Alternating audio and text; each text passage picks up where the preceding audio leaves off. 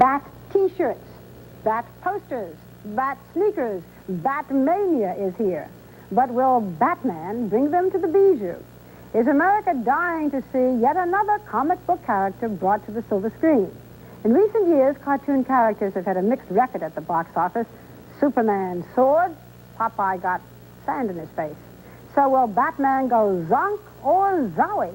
Well, we'll know soon after next week's premiere. In the meantime, Bob Brown has another Hollywood caper making a film of the Caped Crusader.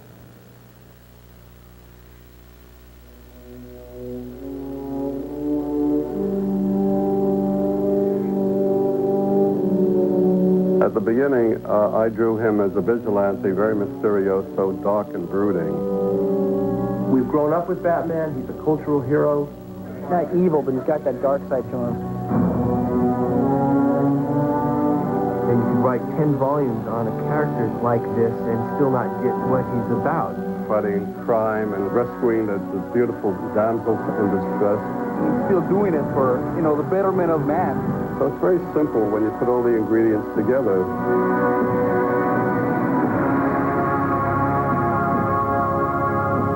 And just come up with a Batman.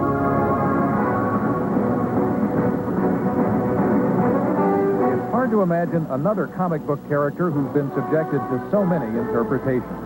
And in Batman's 50th anniversary year, there's one more on the way. In this London recording studio a few weeks ago, musicians were adding the final notes to Batman, the movie. For a summer full of blockbusters, an expensive project with an unusual group of collaborators. So we got boom, boom. Let's add our splash. Danny Elfman, a star with an 8-man rock group called Oingo Boingo, composed a score for a 110-member symphony orchestra. Another rock artist, Prince, wrote songs for some of the scenes. I wouldn't want to do it just to do it, but if it was... And Tim Burton, only 29 years old when he was hired to direct the feature, came with a reputation for an offbeat way of seeing things, including the pressures of handling a shooting budget of more than $32 million. You're never prepared until you've done one of these things. It's like an out-of-body or death experience. I mean, who's to say what it's like when you die? You look and you see the lights above the set, and you see it becomes like a circus, a surreal circus, which I love.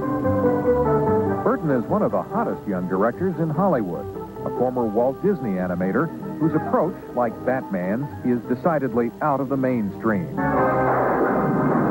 For example, one of Burton's earliest films was this live-action short called Frankenweenie, about a little boy who brings his dog back to life. Several mothers were dragging their children out of the theater. I don't know why, but, I just don't know what this means. It means you don't have to go to your house bringing another dog. You know you haven't petted him yet? It was a funny send-up of the Frankenstein stories, but the Disney studios decided not to release it. For Batman, the stakes have changed. The funny thing about Batman is that I have this encyclopedia, and, I tried to get a sense of the history of the character, and it just changed, from decade to decade. It was not like... One of the first things that Burton learned was that although Batman may be a comic book character, he's been analyzed and interpreted through several generations of fans. We'll look into that explosion as Batman and Robin take over. Over the years, there was the low-budget Batman from the 1940s Hollywood serial, who had to change in the back seat of a Batmobile that looked like it came off the lot at below sticker price. But when the generation that cheered these Saturday serials grew up and had its own kids,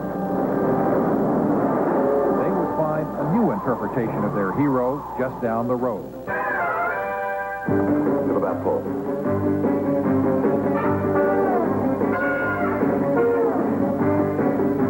In the 60s, Batman surfaced again as a campy kind of crusader. That offended those hardcore fans. Sometimes I think people expect too much of us, Batman. They have a right to expect it. But it created a craze. This was an era when, as everyone did their own thing, it looked like a darker tomorrow might never come for the Caped Crusader.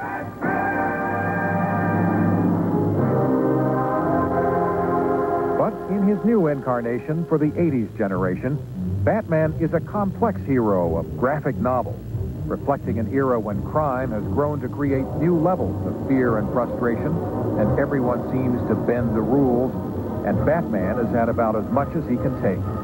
That's the image this generation of fans has in mind when they describe their Batman. Dark hero. That's, I guess I call him dark hero in 2 words. Break the rules a little bit, but still get away with it. He's a big guy. You know, he's in the comic, he's 6 foot 210, so he's a big guy. Attention, Kmart shoppers. That's why there was a controversy when actor Michael Keaton, who had previously worked with Burton in the film Beetlejuice, was cast to play Batman. That is why I won't do 2 shows a night anymore, babe. I won't do. Well. But Burton had his reasons. Now, I had seen lots of actors who would fit probably a more physical image of Batman, but I just always had trouble, when I imagined them, putting on a bat suit. And Michael, you know, I just look at Michael, and I could, you know, enough said, really. You know, I could see him putting on a bat suit. Don't kill me, man! What are you? I'm Batman. The film's producers were concerned enough about fan response to rush a trailer into movie theaters far ahead of schedule. It worked so well that the trailer drew applause in theaters not only for Keaton, who looked convincing as an 80s-style Dark Knight, but also for the casting of Jack Nicholson as Batman's demented foe, the Joker. Wait till they get a load of me. In addition, an expert whose interpretations couldn't be disputed was hired as a consultant to the film. He is Batman's creator, Bob Kane. He doesn't have superpowers. So Batman could be you, and he could be Tom, Dick, or Harry. And I think therein lies the secret to the Crusader that probably in most of us, we all feel like fighting back, but we don't either have the inclination or the opportunity or the desire to. So Batman fights our battles for us.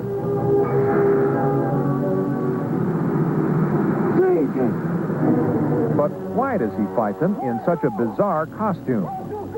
Kane says he was inspired to make his Crusader dress like a bat after seeing drawings by Leonardo da Vinci and putting that idea together with a strange character in another Hollywood film titled The Bat Whisperer. Third influence was Zorro. And I got all the swashbuckling daring do from the market Zorro. Had the dual identity, the bored playboy during the daytime, who fights against oppression at night as a crusader against all injustice. And he came out of a cave on a black horse, tornado. Obviously, you see all the influences. Instead of the horse and the cave, I used the Batmobile. And to lead the grotesque gallery of villains, Kane turned to another weird influence, a 1928 film titled The Man Who Laughed. It's a story about a kid who had his face slashed into a ghastly smile by rival gypsies. So he grew up into a ghastly-looking character with this white face, this ghastly red lips. That's where I got the Joker from. When you see certain images, you know, like a little chemical is released in your brain. One image that comes to mind is the Joker character having a conversation with the corpse, which I quite like. Maybe we ought to give him a couple of days to think it over. No? It's funny, it's a bit scary, it's a bit, you know, it's a pleasant conversation, but it's with a blackened husk. I'm glad you did.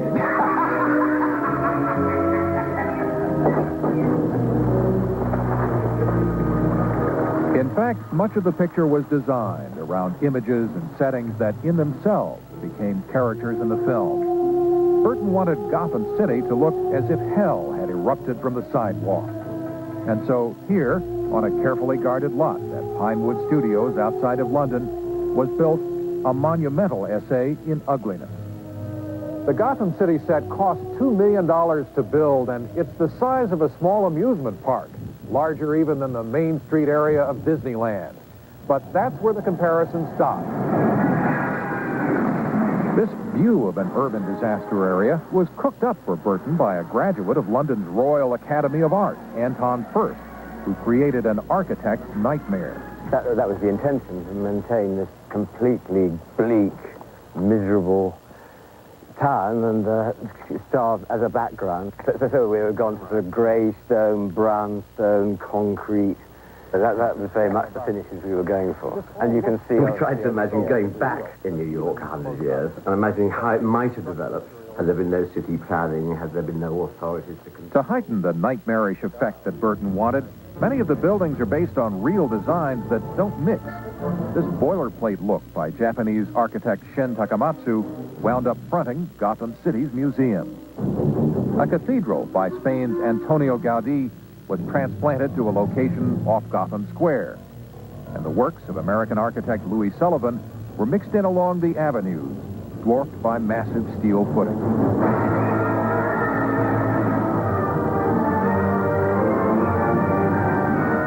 When I went down there to see Gotham City when they were shooting, I started to get ideas. Tim had mentioned a little gothic, a little bit operatic. Burton turned to composer and rock artist Danny Elfman for one of the final touches. Video cassettes of scenes for Elfman were delivered to his home studio in California, where they were synchronized with a computer as Elfman laid out the score. Okay. I'm going to switch back and play the real thing for you. Okay.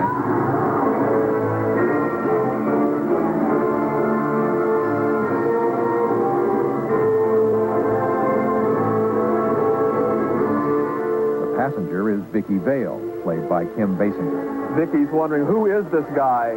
She doesn't know. She's always style.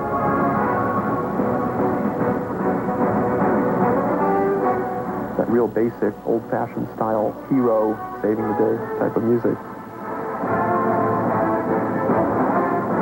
It's fun working in a scene that doesn't really have an era to it. This could have been from 1942 or something like that, just as easily. Riding on all of this is a total investment, including the film budget and promotion and marketing costs, estimated at well over $40 million. A risk for Warner Brothers, the studio backing the film, a showcase for Burton, the former animator who is now being named by some critics as one of the young successors to the Steven Spielberg, George Lucas era. That's something he'd rather not think about. It always makes me a bit uncomfortable because... Regardless of how the picture does, the Batman character on his 50th anniversary is in for a long ride this summer. More than 300 officially licensed products are already flooding the market. And there is one clear winner, the man who started it all when he was only 18 years old and who's been brought back in style for the party. You know, I've been getting calls every 20 minutes, and you're in all the magazines and all the news media. In fact, when I was riding down in Westwood the other day, and I saw this huge bat signal up on one of the billboards. So Batman has become an American icon. I'm enjoying it, absolutely.